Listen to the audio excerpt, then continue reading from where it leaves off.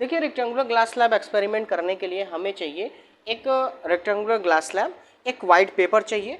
इसके बाद हमें क्या करना है, इस रेक्टेंगुलर ग्लास स्लैब को हमें वाइट पेपर के ऊपर सबसे पहले प्लेस कर देना है। तो हम इस रेक्टेंगुलर ग्लास स्लैब को क्या करेंगे, वाइट पेपर के ऊपर ऐसे रख देंगे। रखने के बाद हम पेन की हेल्प से क्या करेंगे कि इस रेक्टेंगुलर ग्लास स्लैब की जो बाउंड्री है उस बाउंड्री को हम लोग पेन से ऐसे ड्रॉ कर लेंगे, तो हमारा ये रेक्टेंगल ड्रॉ हो जाएगा। ये रेक्टेंगल जब ड्रॉ हो जाएगा तो इसकी नेमिंग कर देंगे P, Q, R और S। इसके बाद हम लोग क्या करेंगे, इसके बाद हम लोग ये ऊपर वाली जो लाइन PQ है इसके मिडल में एक हम लोग पॉइंट ले लेंगे। PQ लाइन के बीचों बीच एक हम पॉइंट ले लेंगे। यहाँ पे हम लोग एक नॉर्मल ड्रॉ कर लेंगे, एक नॉर्मल ड्रॉ कर लेंगे और इस पॉइंट का नाम कुछ भी लिख देते हैं, पॉइंट O लिख देते हैं, ठीक है।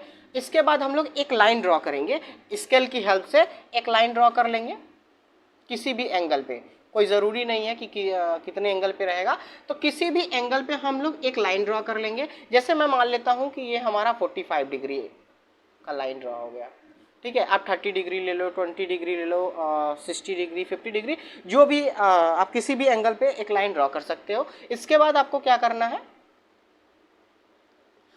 अब देखिए मैं आगे आपको बता दूं कि जब रे ऑफ लाइट रेयरर से डेंसर मीडियम में जाती है तो वो नॉर्मल की तरफ बेंड करती है, और जब डेंसर से रेयरर की तरफ जाती है तो वो अवे फ्रॉम नॉर्मल बेंड करती है। यानी मेरे कहने का मतलब ये है कि जब रे ऑफ लाइट हवा से किसी पानी के अंदर या किसी ग्लास के अंदर प्रवेश करती है तो वो नॉर्मल की तरफ जाके मुड़ जाती है। जैसे ये हमारा ग्लास है और इसके चारों तरफ का एरिया क्या है, एयर है।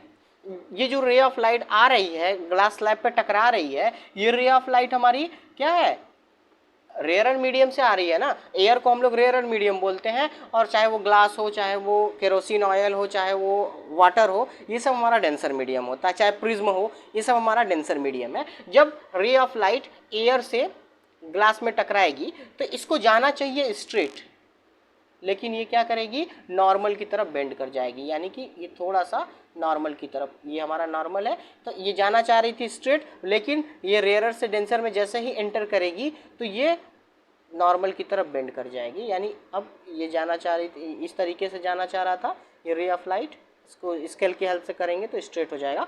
तो ये जाना चाह रहा था इस तरीके से, लेकिन ये क्या हुआ, नॉर्मल की तरफ बेंड कर गया, ठीक है।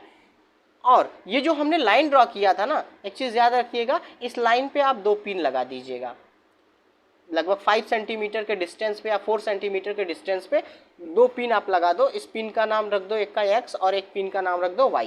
अब आपको क्या करना है, अब इस यहाँ पे 45 डिग्री पे, यहाँ पे ये जिसको हम लोग इंसिडेंट रे बोलते हैं, ये रे 45 डिग्री पे हमने ड्रॉ कर लिया। अब हम लोग क्या करेंगे, दूसरे साइड से देखेंगे नीचे से, यानी कि हमारा इस तरीके से रहेगा ना, तो यहाँ से हमने लाइन ड्रॉ किया हुआ है, तो हम लोग सेकेंड साइड से देखेंगे कि हमको कहाँ वो जो इंसिडेंट रे है वो कहाँ पे हमें इस तरफ से दिखाई दे रही है। यानी जब हम लोग देखेंगे ना तो ये हमें ये जो दोनों पिन है हमको इस तरफ से जहाँ पे भी दिखाई देगा वहाँ पे हम लोग क्या करेंगे, 2 पिन लगा देंगे इस तरीके से। इस तरफ से हम लोग देखेंगे और ये दोनों पिन हमें लाइन, हम अपने से कोशिश पूरा करेंगे कि इसको मिलाएं।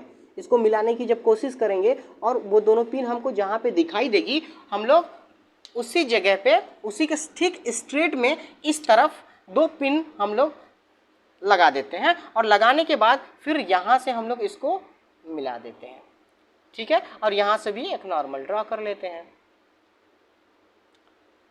तो हम देखेंगे कि नॉर्मल और ये जो रे निकली हुई है इन दोनों के बीच में भी 45 डिग्री बनेगा।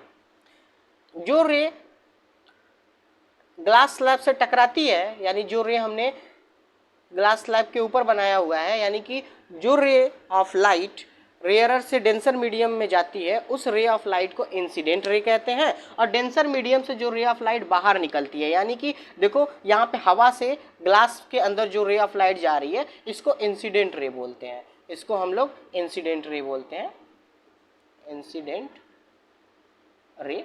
और जो रे ऑफ लाइट ग्लास से टकरा के बाहर निकलती है उसको एमर्जेंट रे बोलते हैं,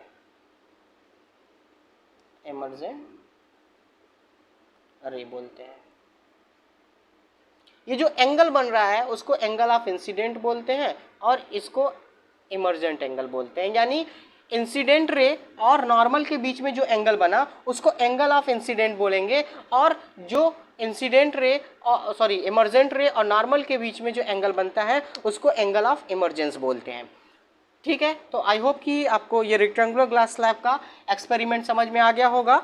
और प्रिज्म का एक्सपेरिमेंट है तो उसको भी देखते हैं, हम कोशिश करते हैं, अगर पॉसिबल है तो करा देते हैं, या फिर देखते हैं क्या करना चाहिए।